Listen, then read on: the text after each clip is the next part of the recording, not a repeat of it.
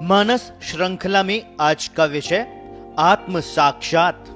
व्यक्ति कभी कभी या अधिकतर अपने अहम की तुष्टि करने में ही फंसा रहता है। जब उसके वास्तविकता समझ में आती है तब मन में ग्लानि तो होती है, किंतु फिर भी वो अपने किए कार्यों के परिणाम भोगने को तैयार नहीं होता, आसानी से प्रायश्चित भी नहीं करता। हम सच्चाई को स्वीकार करना सीखे, ये पहली आवश्यकता है। सच्चाई अपने बारे में कार्य बहुत कठिन है।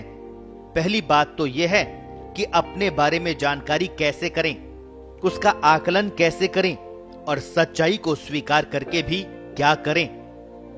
वैसे तो दैनिक जीवन में स्वजन, परिजन और इष्ट मित्र आदि हमें हमारी सभी अच्छी बुरी बातों की जानकारी देते रहते हैं। अच्छी बातें सुनकर हम प्रसन्न होते हैं, हमारा अहम भाव जागृत होता है और विपरीत बातों को हम स्वीकार करते ही नहीं हैं, टाल देते हैं अथवा किसी अन्य पर आरोपित कर निश्चिंत हो जाते हैं। यही कारण है इन बातों पर चिंतन करने का हमें अवसर ही नहीं मिलता। सच तो यह है कि हम इनको महत्वपूर्ण मानते ही नहीं।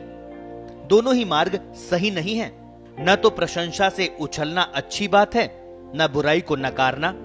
शक्तिहीन ही प्रशंसा से आह्लादित होते हैं, वे ही अपनी बुराई को नकारते हैं। जीवन का वास्तविक सत्य तो सच्चाई को स्वीकार करना ही है।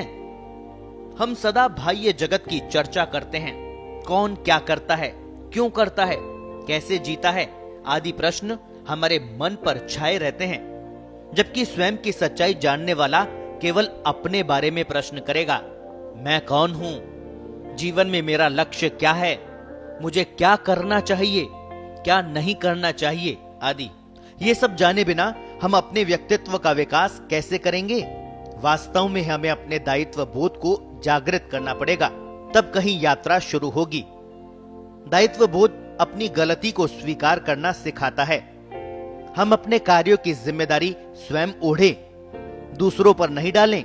इससे हमको मानसिक चिंतन का अवकाश मिलेगा, गलतियों को समझने और सुधारने का अवसर मिलेगा। हम कारणों पर दृष्टिपात कर सकेंगे। कारण प्रत्यक्ष भी हो सकते हैं और परोक्ष भी। अपनी कमी को स्वीकार करना, उसे न दोहराने का संकल्प करना ही तो प्रायश्चित है। इससे हमारे गलत कार्य से हुआ नुकसान भी समय के साथ पूरा हो जाता है, आत्मबल बढ़ता है और व्यक्तित्व में निखार आता है। सृष्टि में एक मानव ही तो है जो सत्य को खोज सकता है। इसीलिए मानव जीवन को श्रेष्ठ कहा गया है। इसी में ईश्वर तक पहुंचने की क्षमता भी है। सत्य की इस खोज के लिए व्यक्ति को स्वयं के भीतर जाना होगा। आंखें मूंद कर बैठते ही उसे अपना जीवन चक्र एक चलचित्र की तरह दिखाई देता है। घबराकर वह आंखें खोल लेता है, जो देखा उसे भूल जाने का प्रयास करता है, किंतु ये सही नहीं है। उसे सारे चित्र देखने हैं, समझने हैं और परिष्कार का मार्ग पकड़ना है। उसके भीतर इतनी शक्तियां उपलब्ध है जो उसकी सहायक हो सकती है। उन शक्तियों को भी जागृत करना है, आगे से आगे देखते जाना है। इसी क्रम में उसे अपने श्वास प्रश्वास दिखाई देंगे, प्राणों का संचरण दिखाई देगा, मनोभाव दिखाई देंगे, शरीर दिखाई देगा। अनेक प्रकार से स्वयं को देखने का अवसर मिलेगा। बाहरी संसार से भी बड़ा भीतर का संसार दिखाई देगा। सत्य की ये यात्रा जीवन को सार्थकता प्रदान करती है, जीवन को सार्थक बनाती है। व्यक्ति यदि लक्ष्य बनाता है तो वहां तक पहुंचने का उपक्रम भी कर सकता है।